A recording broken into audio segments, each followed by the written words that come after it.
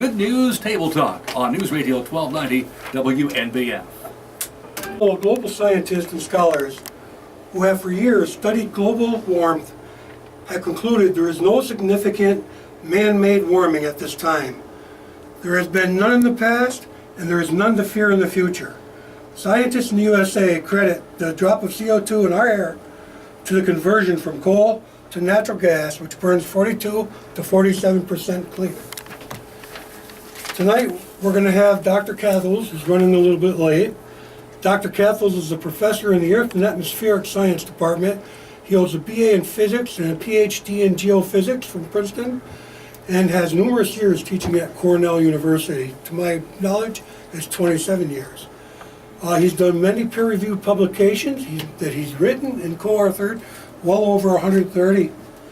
Andrew Hunter is another guest. He's a senior lecturer in the Chemical and Biomolecular Engineering Department at Cornell.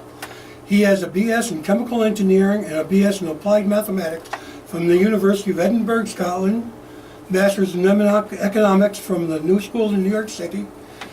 He has numerous years of teaching at Cornell.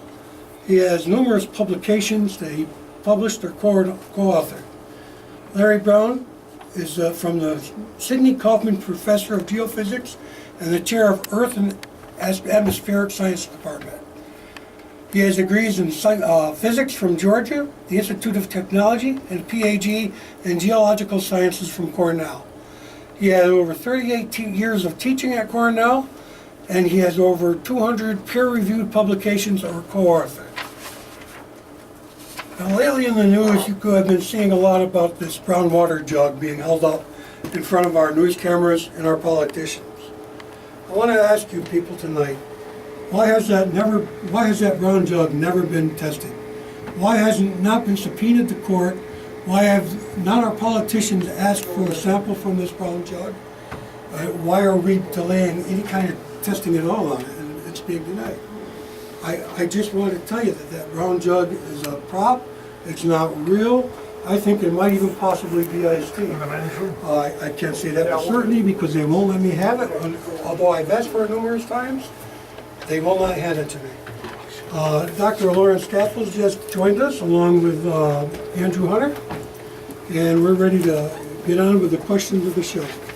I'm sorry for the delay in the show, but those do happen. Now, I want to read this one other statement to you. There were numerous studies on fugitive emissions of methane. There was a very famous Cornell report which we looked at and decided was not as credible. Well, we didn't think it was credible. I'll just put it that way. And it was overestimating future emissions. That was from Stephen Chu. He's from the Energy Department in Washington, D.C. Frank, can you sit down and take over? Oh, yeah. Do you have some questions? I can get it going, Frank. I have a question list right here. Dr. Cathles, welcome to the show. We were worried about you getting here, but we're glad you made it. I'm glad we made it too. I did the introduction on who you are, but just so people know who you are, I'll do it again, and if I mess it up, you can correct me. Dr. Cathles is a professor in the Earth and Atmospheric Science Department. He holds a BA in Physics and a PhD in Geophysics from Princeton. He has numerous years of teaching at Cornell, 27 I believe, and he has hundreds of peer-reviewed publications, authored or co-authored. Dr. Cathles, I'd like to get you started off in talking about how natural gas is not cleaner than coal. Can you give us an argument against that? Okay, well, yeah, first of all, it has, if you, 50% of the mercury, 60% of the SO2, and 62% of the arsenic that's been emitted in the U.S. is emitted from coal. And natural gas doesn't emit any of those things. Not any of them. Not any of them. In 2012, if the power plants of the U.S. had continued on in the mix of the coal and gas generation that we had in 1997, we would have emitted 22% more CO2 in the atmosphere than we do now because of the conversion of natural gas. So just so I understand you, by converting these coal plants that we've already converted, we have decreased the amount of CO2 by 22%? By 22% of what we would have emitted had we kept the same mix as in 1997. Fantastic. If you put natural gas in vehicles, it emits 20 to 45% fewer of the smog producing components as if you have oil or diesel. And I've calculated that in a reasonable projection into the future, a 100-year scenario transition over the first 50 years and then renewables at the end, just using natural gas instead of coal would decrease the CO2 emissions by about 40% of what's possible if you went low carbon fast. So I think for all of these reasons, it's clear that natural gas is a desirable fuel compared to the others that we have. I think I 100% agree with you. I've been studying this matter for a long time, and I definitely agree with you. Your papers, I've read your papers, some of them, and I think you're right on the mark. But I have to ask you, how can Tony and Mr. Hallworth, Tony and Rafi and Mr. Hallworth, how can they say that coal is better than natural gas? Well, they said it based on a number of assumptions, and one was that there was a great deal of leakage, much more leakage of methane than we thought. And if you make the leakage of methane high enough, and if you ignore all these other things that we just talked about, if you ignore the other impacts of coal, the mercury and so on and so forth, if you ignore the fact that burning coal puts CO2 in the atmosphere in a much greater quantity, and that CO2 is permanent. If you look just at the transitional greenhouse gas effects, but ignore the longer term, if you ignore the health impacts of coal, if you ignore the fact that there may be other explanations for some of the indications that they pointed to for higher leakage, which we imagine are going to get to later. And if you ignore the fact that we can fix the leaks if methane is leaking more than we would like, if you ignore all of these things, then you can make the case that natural gas would be as bad as perhaps coal. So basically, we're going with the worst case scenario on the paper that Mr. Ingrafi and Hallworth put out. And the worst case scenario would be that natural gas is not as good as coal. Yeah, I think if you go with the absolute worst case scenario, you can make a case that it's possible that natural gas could be as bad as coal. I don't think you can make a case that it's twice as bad as coal, because that assumes that you use the coal for heating rather than electricity generation, and therefore you're substituting for heating, not electricity generation. Excuse me, Dr. Cathles. I was just curious, Vic, have you mentioned anything yet about the paper, the collaborative paper that Dr. Cathles, Dr. Brown, and Dr. Hunter put together concerning the idea that natural gas is dirtier than coal? Have you discussed that briefly at all or not? No, we haven't yet discussed that. Okay, well, what this is something that I believe I found on the Cornell blog site. It says a commentary on the greenhouse gas footprint of natural gas and shale formations by Bob Horath, R. Santoro, and Anthony Ingrafi. And this is what we were just discussing, that nat gas is in fact a far superior substitute for coal. And kind of in conjunction with the findings that you found in your commentary, there was a September 18th, 2000 speech by former Energy Secretary Stephen Chu, who said the following regarding the Horath and Ingrafi paper. Dr. Chu stated there were numerous studies on fugitive emissions of methane. There was a very famous Cornell report which we looked at and decided was not as credible as, well, we didn't think it was credible. I'll just put it that way, and it was overestimating fugitive emissions. So even the former Energy Secretary, Dr. Stephen Chu, agrees with you, Dr. Brown, and Dr. Hunter on this point. Now, Dr. Cathles and to the other guest speakers here, are there anybody who funds your research to be pro or anti-gas here? No, I'm not funded to do any of this research. I'm funded for other research, but not for this. The reason that I felt in particular, and the rest of us as well, felt it was important for people at Cornell to articulate another point of view is that we also felt that the contentions of Power Ethanol were extremely misleading and incorrect. I'm glad that that you found us or that we found you, because this is important information and it's coming from a non-biased source. And I'm glad our listeners can hear that here tonight. And I have a lot of questions for you. Why do you assert that the methane leakage is not an issue? Well, I think the main reason I assert that is that, according to calculations I've done, that even if the leakage of methane were 14% of production, then it would just be as bad for a global warming point of view. If you leaked 14% of production of your methane, and I don't think that kind of a number is possible in anybody's envisioning at this point.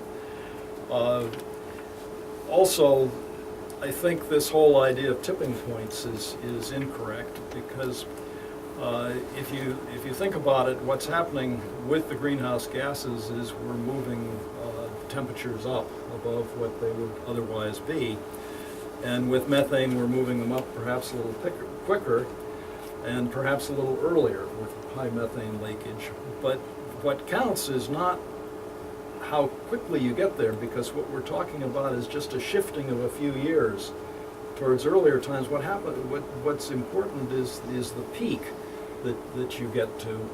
And without leakage of methane, 14% or more, your peak is not going to be any greater if you shift to natural gas as opposed to keeping with coal.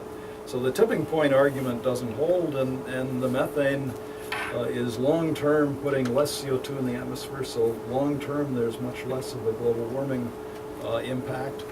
And in fact, as many have pointed out, methane should be thought of, I think, as an opportunity, not as a threat, because the fossil fuel emissions are only a small part of the methane that we're emitting, either anthropogenically or naturally. And therefore, methane has a lot of possibilities of being reduced and would have an immediate reduction in global warming. Now, I believe in one of your papers I read where the methane levels in the atmosphere have actually peaked and started to lower already. I'm not sure if that's what I read. Well, the methane levels plateaued over the last number of years and were constant, and they're starting to move up a little bit now. They are moving. The methane levels, if they're going to get us to the point where methane is a significant forcer for temperature, they're going to have to rise a lot, and we'll see them rising. So we won't be caught by surprise. At that point, last year, the study was published in the National Academy of Sciences by a very reputable team at the University of Texas, who looked into the actual methane losses during production. There's two stages to this.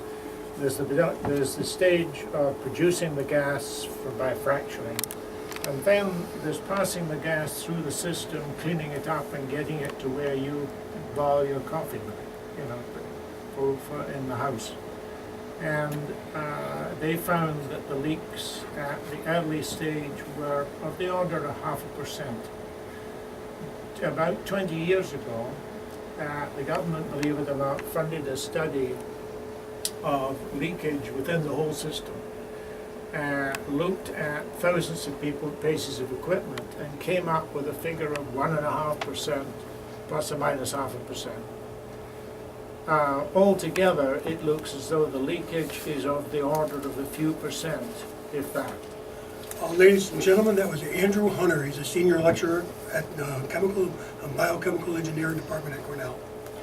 The other thing is, and to back up what Larry says, the beautiful thing about gas is that you can build equipment quite simply that will take gas and convert it to electricity in a much more efficient fashion than if you're burning coal in an old-fashioned boiler.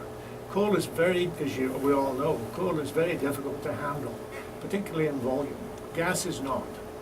So you can immediately, if you put gas, if you make your electricity from gas instead of coal, you're immediately using half the amount of gas compared with coal. And that's surely to everyone's interest. It means that for a given output, a given requirement of electricity, you're going to need only half the volume of gas compared with coal. Maybe you can put it another way, Larry? Yeah, I think that what we're trying to say is that the gas has an advantage in terms of when you burn it, it goes half to CO2 and half to Water. Half to CO2 and half to water. So you put less CO2 in the atmosphere for that reason. And in addition, as Andrew just pointed out, when you go to generate electricity, you can drive a jet engine first, generating electricity with your jet engine, and then you can use the leftover heat to drive a conventional steam boiler. And then if you're like Cornell, you can use the leftover heat from your steam boiler to heat your dormitories. And as a result, Cornell's facility is able to utilize about 80% of the energy in the natural gas. And you can't do that with coal. You can't drive a jet engine with coal. No.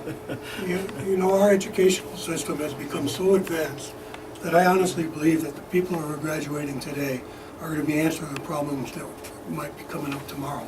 And to belittle them by saying our science is not capable of handling hydrofracturing, to me it's just incomprehensible. I think we have the brightest minds in the world living right here in the United States, and I think we can face any problem that might come up with the process of hydrofracturing. And to deny these students and our elder engineers and scientists who work with the younger students, the knowledge that's being denied them through fictitious media reports or biased reports, it just angers me to know that there's so much being neglected. Actually, fracturing has been around almost as long, it's been around about as long as drilling. And originally, in order to make the gas or oil produced from the well, they used nitroglycerin. They actually blew the underground material apart in order to get the material, in order to get the energy. So hydrofracturing is not new. I think the first well fractured in New York was in Fredonia, and I think that was in 1882. I'm not 100% sure of the year. It was in 1821, Vic, and 1821. after some research on the DEC website, there's a statement in there that says, saying what Dr. Hunter just said about how old hydrofracking is, in the New York State as well as worldwide. The DEC says, no known instances of groundwater contamination have occurred from previous horizontal drilling or hydrofracturing projects in New York State. So that says what the past history of horizontal drilling and hydraulic fracturing has been in New York, that they've done an outstanding job in regulating it.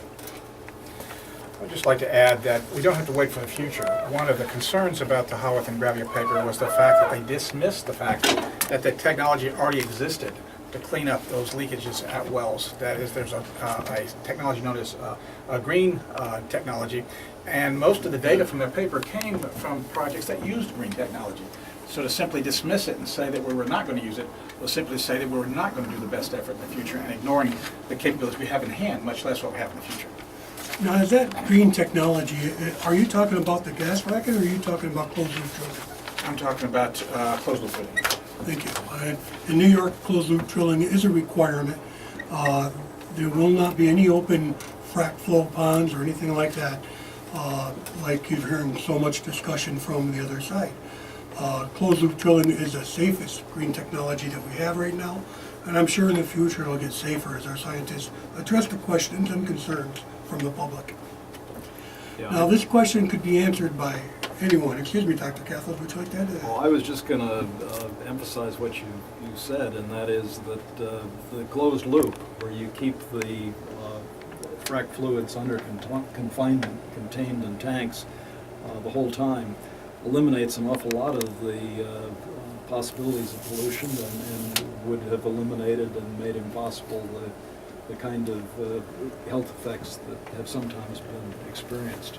Just so you gentlemen know, the JLC, they're the ones that commented back in 2008, I believe it was, to introduce closed loop drilling systems through the DEC here in New York. One other comment on the technology, because it was brought up, an issue of horizontal drilling. Since I have a horizontally drilled well under my house, I have a personal interest in it, and also my research relates to some of the technology related to that. And the fact is, horizontal drilling is, by almost any measure, the most environmentally safe, least impact way of drilling. And this is a fact which I'm never mentioned in criticisms of hydraulic fracturing. They always lump slick water, high volume fracking with horizontal drilling as though they were two things. And actually they're talking about, in terms of horizontal drilling, what could be only the safest, most environmentally safe way to do it with absolutely the smallest surface impact. And they never say what's wrong with it. They just throw it out there as though it's wrong. When if you look at it, if I wanted somebody to drill near me, I certainly would want all the wells deep and as few wells as possible at the surface. That's a good point you bring up. In my estimation, in a study that we did as a group in our coalition, you would have to have 40 vertical wells to make up for one Marcellus well. And that's a lot of ground intrusion through the aquifer. I agree with you 100%. I'd rather have one well go through than 40 in any aquifer, even though in the Jamestown aquifer there were over 5,000 wells drilled and not one instance of groundwater contamination, not one complaint. Now, anybody can jump on this question here. Does natural gas production cause well water to be contaminated by any of these natural occurring metals? Magnesium, strontium, arsenic, or lead? Sure. Yeah, it's interesting. The Marcellus shale, for example, is bone dry, but it's got a lot of salts and sometimes metals adsorbed on the very high surface area of the shale. And so you come with your fracking fluids and you introduce water, and those chemicals will jump into the water, and you go in with relatively fresh water and you return water that is 5 times more salty than seawater with these other things in it. So the return water that you return can contain a lot of chlorine, a lot of bromine, a lot of sodium, a lot of potassium, calcium, magnesium, strontium, barium, radium, iron, manganese, and sulfate, and other things that you, like benzene and whatnot, that is in the formation, and of course some of the fracking material chemicals that you put in when you injected it. So the proper handling of this fluid, and we know now, I think, that very clearly that there, and everybody is on the same page here, I believe, that there's no escape of this material naturally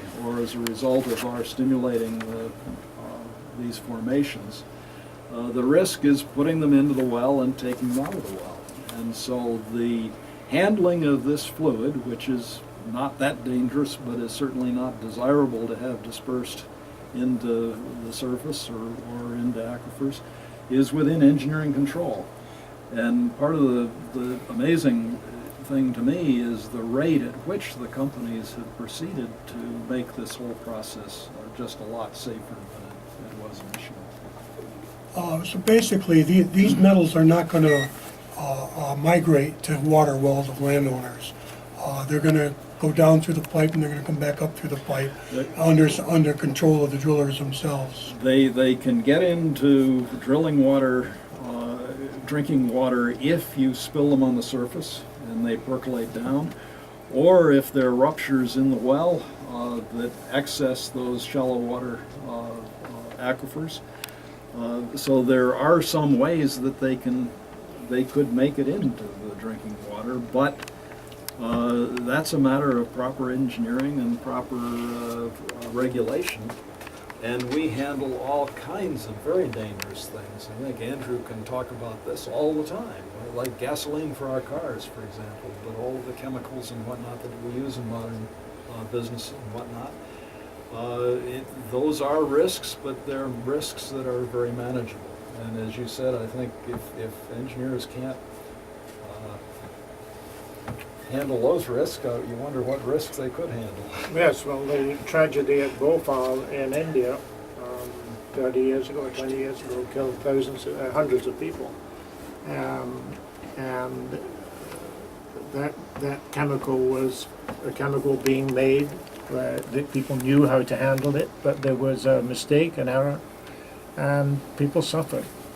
You have to run your plant properly, you have to engineer it properly. And if people don't do that, yes, you will have problems. So the answer to not contaminating wells is strict regulation and oversight. And oversight, yeah. And you have to be honest and want to do that.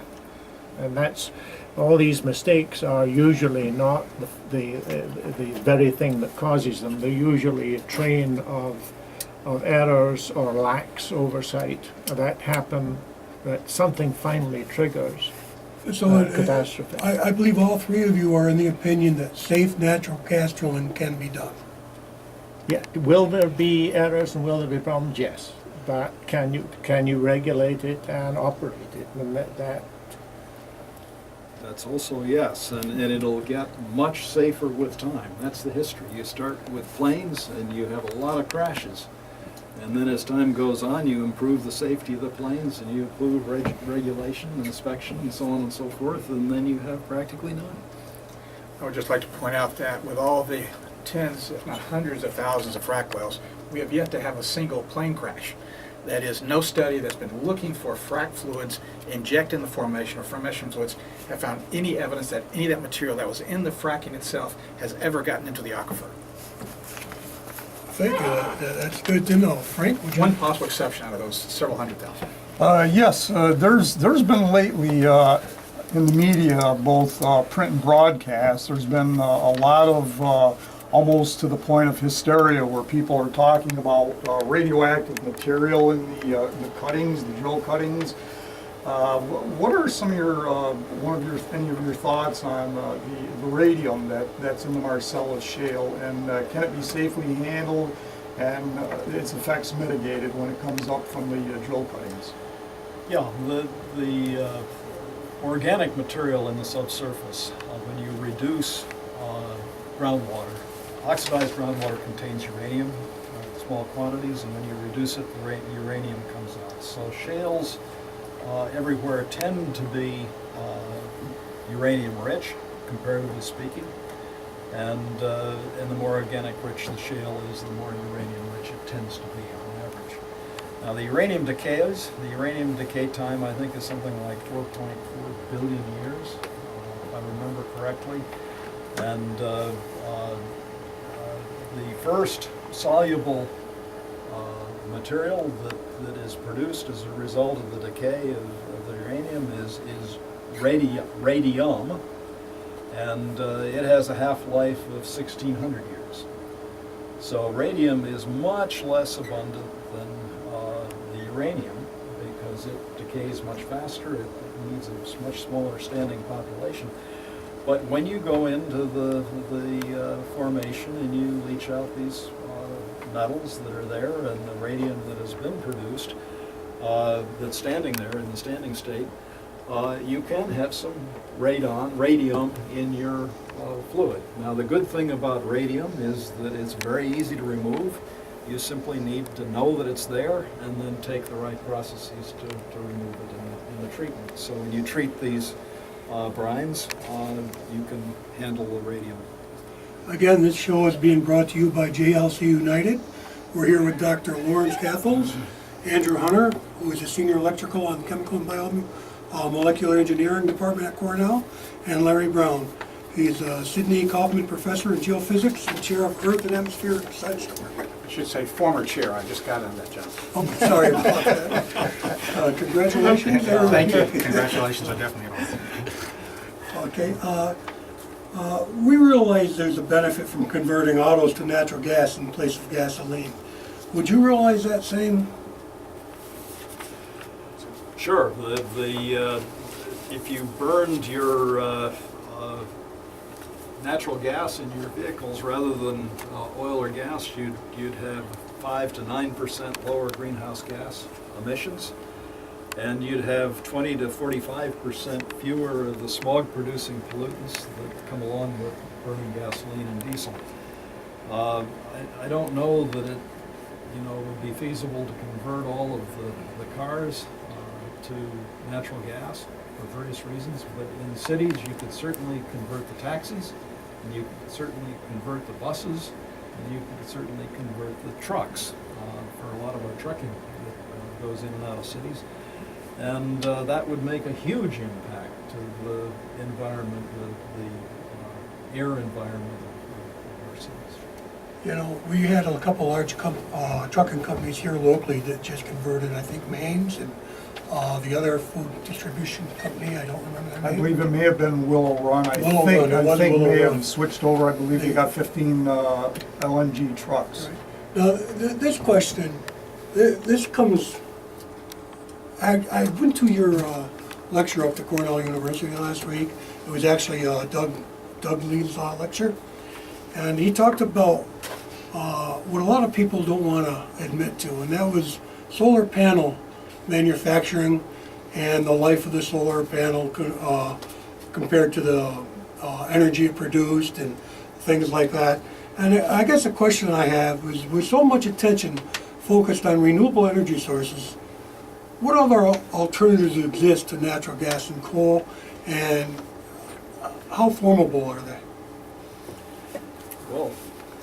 Well, actually, let me go back to the point about replacing gasoline. If you're replacing gasoline at the moment, you're replacing a certain amount of imported crude oil. And so you're not spending as much money, as many dollars abroad, that these dollars can be put to work at home. That's true. I know that they're saying for the first time in 3 years, our gas prices have dropped below $3 and are soon going to do that here in New York. It'd be nice if they dropped that 70 cents a gallon tax on it, but we're the highest tax state in the country. But you're absolutely right, and I'm no one to be telling you that, but if we converted our vehicles to natural gas, the price of natural gas right now for a vehicle compared to gasoline is about $2 a gallon. And the other thing about gasoline is I read a report from the Energy Department where we spill 9 million gallons of gasoline directly on the ground as we fuel our lawnmowers and our tractors and our cars up. And that's a lot of spills, more spills than any gas well I can think of other than the Gulf. And the Gulf was a mile below the water line. And if we have a blowout preventer blow today on the surface of the ground, we can get that under control a heck of a lot faster than we could a mile below the water. Yeah, I think that all of these other technologies have their pluses and minuses, and you have to look at it and make sensible choices. But you'd also have to be honest about the land impacts of some of the renewables, and you have to be, I think, cognizant of the fact that when you produce solar panels, you produce a lot of silicon tetrachloride that you've got to dispose of, and that's costly, and one would like to think that we would insist on paying the price that's required for the panels to be made relatively pollution-free, just like we insist on paying a fair wage for people that make carpets and so on and so forth. Yeah. Well, what amazes me about solar is I believe it was you in discussion that told me if we were to power up New York City with solar power, that we would have to put out a solar array the size of Poland to do so. Well, that was for the whole of the EU today. But Poland, for those of you that don't know, is a nice measure because it's about 500 kilometers square. But And 500 kilometers square is a big area to be covered with solar panels. we just don't have the land to do that conversion to solar and wind. And it's also under my understanding that the ones that are in the desert, they're subjected to repair all the time because of windstorms, sandstorms, and all kinds of problems they're having. In fact, that one put out by Google is having so many problems, they had to drill, I believe, 3 natural gas wells to keep it going, which I thought was pretty funny. They had to support natural gas with. The solar does take a lot of land. I think we've got the land. We could do it, but if you went to the 10.5 billion population and supplied them with 7 kilowatts of energy, which is an EU standard of living, we'd have to cover about 30% of the non-polar deserts of the world to supply the solar, and people would have to live there and tend those panels and wash them off and fix them. We're talking about clear cutting, billions of trees and brush and stuff that provide It would be a oxygen. lot of impact. A lot of clear cutting. Not to mention that if you go to www.solarpowernotsoclean.com, you'll see a lot of information on there on how the Ganges River in China, I believe that was the Ganges River in China, and other waterways are being destroyed by the tetrachloride, was it, that you mentioned? The silicon tetrachloride. And how whole lakes have been consumed with coal dust at these solar panels, where they just dump the coal dust directly into the lakes, and now the lakes no longer have water, they have coal dust mud. And the sickness rates, of course, China doesn't put out too much stats, but if you go to that state, you will see devastating pictures of solar panel manufacturing plants burning billions of tons of coal to make these solar panels. And you'll see at least 3 different protests in cities where the people of China are fighting against solar panel manufacturing because it's polluted over 60% of their land. I just urge you to go to www.solarpanelsnotsoclean.com. I have to speak up though for the engineering side of it. It is important that these technologies get engineered and scaled up so that we know, instead of guessing what it's like to have a lot of solar, we actually know. And there will be places where it's really, really a good idea. And there'll be other places where it's not. And we ought to, and I think we are, investing the time and the talent to find out what these are. And so, when Solyndra crashed, the solar company, in one sense, it certainly was a pity, but out of that, people had designed, was a situation where people had designed a full-scale system to do with solar. And that's when you go to Wall Street to raise money, they want to know, have you ever done this on a big scale? And you can turn around and say, yes, we have. And once the technology's reached that point, you know what you're doing. Well, not only fossil fuels finite, we're eventually going to run out of them. I don't believe we can find too many more sources of getting at them, but I believe that solar and wind are in the future. But I believe that solar and wind are 50, maybe 75 years out. And the reason I say that is because of the cost of solar compared to the cost of electric. In today's paper, there was an article about people heating this winter with natural gas will pay around $1,200 a family for the average size home. If they're heating with electric, they'll be paying over $2,000. If they're heating with solar, they'll be paying over $4,000. So right now, according to that article, and you guys can correct me if I'm wrong, solar panel is one of the highest priced forms of energy that we have. And it's so important for our government, who is, I believe, financing solar far more than they're financing natural gas. It is important for our government and our educators to get in and to develop solar panels and develop windmills to the point where they are economically viable for the working man and for the country itself. How about we start discussing just a little bit about the health and environment. A lot of people seem to have the notion that natural gas is going to rapidly degrade our environment. If the efforts to ban natural gas are successful, Could anyone elaborate, please, on what the health and environmental issues that would be affected if that were to happen? And let's say we theoretically just stayed with coal. What would be the outcome on human health? Well, you guys are from Scranton.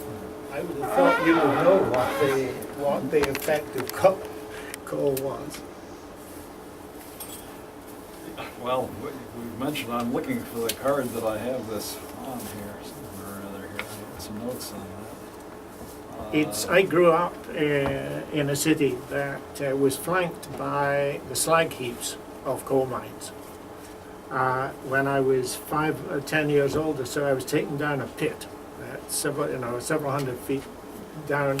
The doors were closed on either end, and I was told, this is life without light. I've never forgotten that. Neither of, I would hate to have the future generations grow up with that sort of inheritance. While Larry looks for the real facts, I'd just like to jut in with the fact that it's a little bit of a straw man argument to argue for one energy by trying to slam another. The fact is we're going to need them all. And in order to decide how we need them, we need clear understanding of all the pros and cons of each, and not exaggerate the threats, nor exaggerate the underlying benefits. We need to look at them all. We'll never understand all of them perfectly. That's an impossible task. If we knew everything about the risk involved for any technology, we would have never developed it.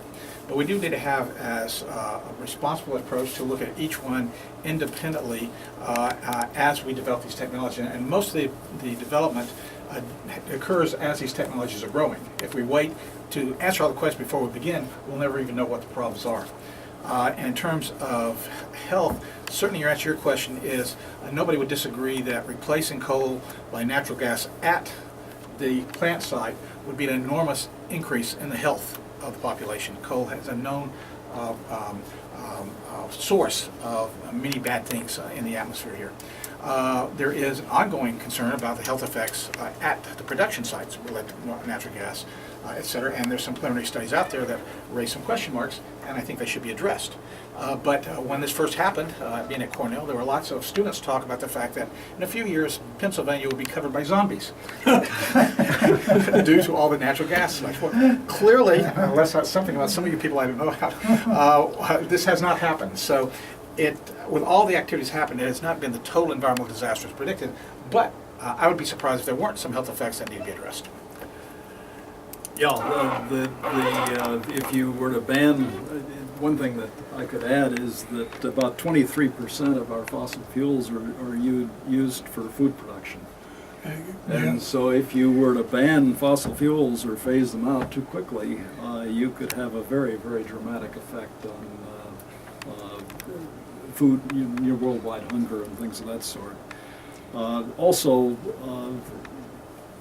imposing the kinds of premature or unadvised rapid conversion of the economy to non-fossil fuels is going to make things more expensive. And for rich countries and the rich in those rich countries, that may not be such a big factor. But for poor people, it means that your poverty is just that much worse, and your stress is worse, and your mental health is worse. So I think if we don't, we're dealing with a very, very large system, 7 billion people, and trying to torque it in directions that are forced could have a lot of very undesired consequences. You know, there are countries out there that don't have coal, don't have oil, don't have gas. They don't have the energy, and there was a spaceship view in a movie that called Frack Nation. I don't know if you gentlemen saw it, but there was a space shot of a picture of the Earth, and all the countries that didn't have fuels were in the dark. All the countries that did looked like neon Vegas. And my point there is, who are we to deny these energy-starving countries, bringing them into the 20th century, whatever fuel is possible? We need to export our fuels. We need to export the solar and wind technologies to other countries. And the health alone of these people living in the dark will be improved just by the benefit. If they got fuel, they can start up the tractor that's going to plow the field and plant the cornfield, or the drill rig that's going to drill down and get them fresh, clean water. We should not be denying anybody that opportunity to have fuel of any sort. Yeah, I couldn't agree with you more. I mean, giving solar panels to certain areas of the world where you don't have a grid and you want to charge your cell phones and have communication with cell phones, that's a marvelous gift. But by the same token, I would say giving China natural gas, helping China develop its natural gas by sharing our technology as we would do, would do more to improve their health than almost anything you can think of, because right now they're burning, they're cooking their food with coal. And cooking food with coal inside is not a healthy thing to do. Listen, I was in Southeast Asia, and in Southeast Asia, they use charcoal blocks or coal blocks. It was just coal powder that was compressed into about a foot high block and about 10 inches around. And they had little stoves, sometimes made out of soda cans, in their hooches is what they were called, and they would heat their hooches with that coal dust. And a lot of times these people didn't wake up because of the carbon monoxide poisoning created by this. And this is what's going on in other countries. We're lucky in America to have these resources at hand. We are so lucky to be living in this country and to have the people who are getting education, the people who know how nice it is to have what we have and fend for it. To deny ourselves all of the above, to deny ourselves natural gas, to even coal. We need coal still, but we got to power the world with every opportunity we can think of. And not just the United States. It's so selfish to not want to ship natural gas overseas to countries that don't have fuel. It's so selfish to deny people the education that we have. I mean, there's educators. I met one, I believe, who went to Australia at the meeting we had last week at the talk. Yeah. He went to Australia and worked on the energy in Australia. And this is what our college education kids are going to do, kind of like a Peace Corps type thing. They're going to bring new energy to new areas of the world, and it's not just going to be coal and gas. It's going to be solar and wind power, and they're going to teach these people who are dying at the age of 40 because they live in dirty countries with no power at all, how to make power, how to get clean water, and just how to survive in today's world, and maybe even get into the economics of it. I'm in radio silence. Well, I mean, the factor that's emerged in the last 20 or 30 years in everyone's consciousness is climate change and what is happening and what will happen. That's a factor that is totally separate from the point, the emotion you're talking about for people who don't have a worthwhile life. At the same time, you have this climate problem. How do we match the two? That's the difficult question and the political question. Well, I think the thing for me there is that even if the leakage is very high, and if it's what we think it is, it's a whole other matter. Moving to natural gas is the biggest step we could do for ourselves. That would be automatic and self-paid for to reduce greenhouse gases. Mm-hmm. And it certainly isn't the whole way you want to go, but it'll give us breathing time. The natural gas will enable the renewables like wind and solar to be developed because it can handle the downtimes, the surges that are times when you're not generating with wind and solar. And it'll develop the smart electrical grid and lay the groundwork for a kind of an economy and a transportation system that works largely on electricity, which could be generated by renewables or nuclear or perhaps other things that we don't even imagine at this point. So I see this as a step forward, and I think if we look back, we'll look at the transition through natural gas to something even better, with the fondness that we look back of the transition from bronze to iron Yeah, when the first Iron was a crummy substance, and nobody liked it. but when the But it was better. first steam engine was developed, it required 45 pounds of coal to make a horsepower. By the time it had been developed over a century, and particularly developed in the States here in 1850, it was using a fraction of a pound. You know, that's what I'm talking about, science and education. That's what it's all about. Well, there's so much we can do, working together and not firing up. I think jabbing that's each a other. very good point. The academia and industry and all of us together in a highly developed country and a highly inventive country need to use our capabilities to invent and help the rest of the world come up to our standards and share that technology. And although these numbers are subject to the assumptions you make, you can, if this trend carries on with shale gas and shale oil, it'll have saved the country something like a good fraction of $1 trillion. And that'll go some way towards paying for Iraq. Some of our other mistakes. I think it's important also to realize what people have pointed out, and that is the geopolitical implications of having control of your energy supply.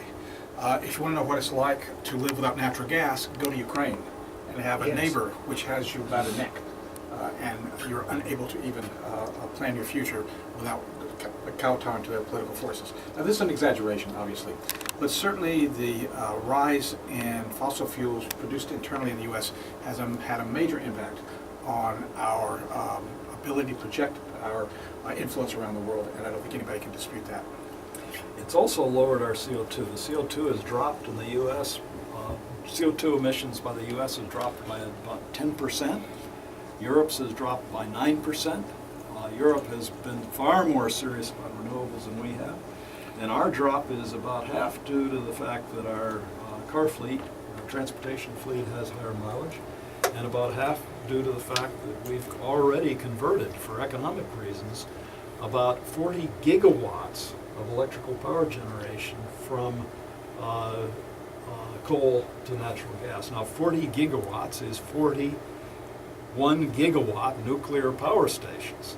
That's a lot of conversion. You can't argue with that. And it's also a fact, I've read in numerous places that New York City for a good number of years has been retrofitting all their fuel oil and all their coal facilities, switching to natural gas.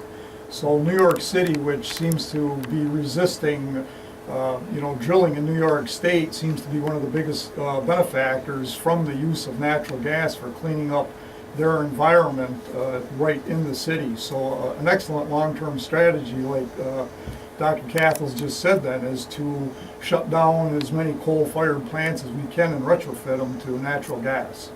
And New York City's proven that. I would think so. And of course, Cornell led with this coal, the converting its coal burning electrical generation to a combined cycle plus heat facility that utilizes 80% of the energy in the methane fuel. But you're going to affect coal then. That's so it won't happen easily. No, that's true. That's the issue. What choice do we have? Let's suppose I absolutely deplore fossil fuels, and I am convinced that they're a natural disaster. What are my choices? From natural gas. Coal? I'm not going to go there. Nuclear? Unlikely. So we go to renewables. How am I going to get all those renewables in place to change it over? How am I going to get everybody in New York to start driving electric cars? How am I going to get everybody to suddenly change the power systems in their houses? And do it within 10, 20, 30 years. Human nature just does not move like that. And the only way you can do it is to make it incentivized by making it economically viable to go that way, or you simply do it from the top down with a totalitarian approach. And there's only one of those that I think is viable in our country, and that's to have an economically viable pathway. And you're not going to have that by simply fiat. Listen, tonight it's supposed to go down to 30 degrees. I'd like for all you listeners out there to ask yourself this question. What am I heating my home with tonight? because it is cold out, and it's gonna get cold for another 5, 6 months. So ask yourself, what am I heating with? If the answer is natural gas, you're paying the cheapest you can pay for fuel right now.